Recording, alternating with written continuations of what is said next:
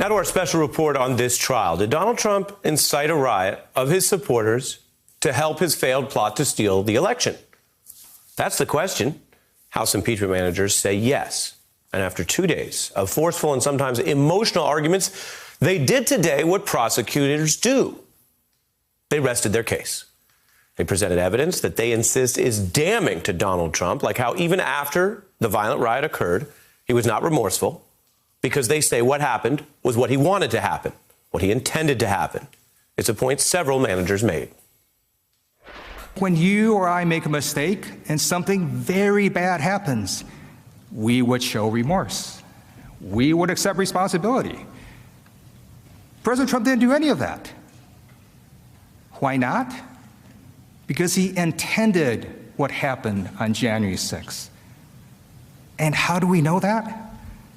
He told us. Look at what President Trump did that day after the rally.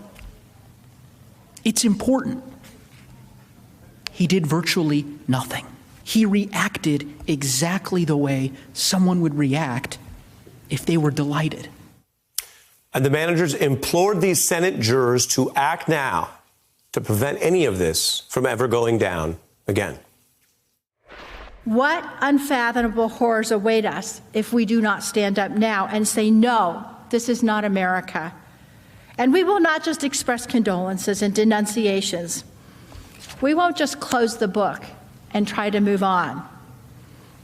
We will act to make sure this never happens again. Today's evidence stretched beyond the core of this case, that Trump's rally and the attack were impeachable. It stretched into things we've been reporting tonight, to wider issues that also may speak to those attackers' intent and their inspiration. Indeed, they themselves confessed they were on this crime spree,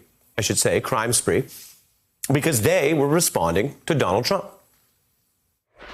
As one man explained on a live stream he taped from inside the Capitol, quote, "Our president wants us here. We wait and take orders from our president." Does he not realize President Trump called us to siege the place? Let's call Trump, yes! Dude, let's tell Trump what's up. Trump would be very upset. And he'd be like, no, just say we love him. We love you, bro. No, he'll be happy. What do you mean? We're fighting for Trump. Now, in a contrast with a traditional trial, these managers also reached out into what people saw, what the evidence showed, and emphasized, because there is politics suffused here, that those people happen to include some Republicans who did call out Trump's obvious role in the political violence, how in the clarity of January 7th and those first fateful and scary days after this siege, this attack, this insurrection, there were calls for accountability. It's only been a few weeks, but Democrats seem to be referencing how other Republicans have already backed off criticizing Trump for the insurrection, apparently in response to where they think their base is, a tendency that was on display in the Senate with Mike Lee, as we were just discussing with a guest. But the archive still stands.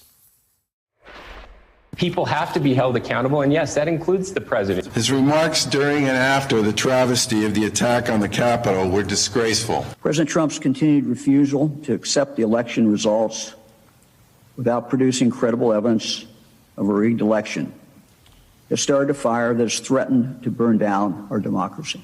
It's clear to me that President Trump has abandoned this sacred oath. The fact that these flames of hate and insurrection were lit by the President of the United States will be remembered as one of the darkest chapters in our nation's history. Or will it? That's what some Republicans said then. Some of those voices have gotten quieter. History is being written now, and in these coming days in the Senate, and in these coming months and years in America.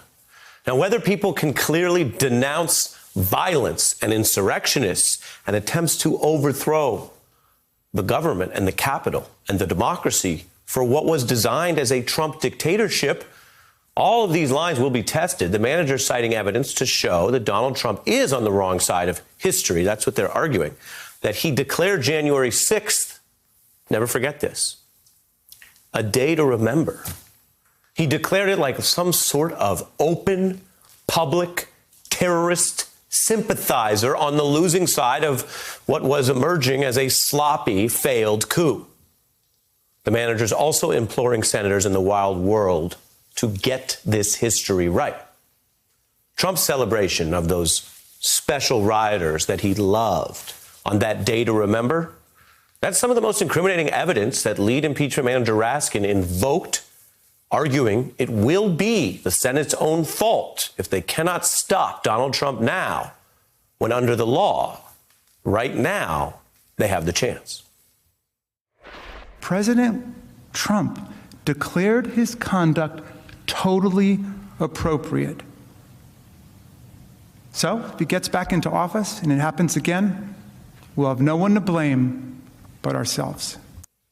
Hey, I'm Ari Melber from MSNBC. You can see more of our videos right here, or better yet, subscribe to our YouTube channel below. You could have been anywhere in the world, but you're here with us, and we appreciate that.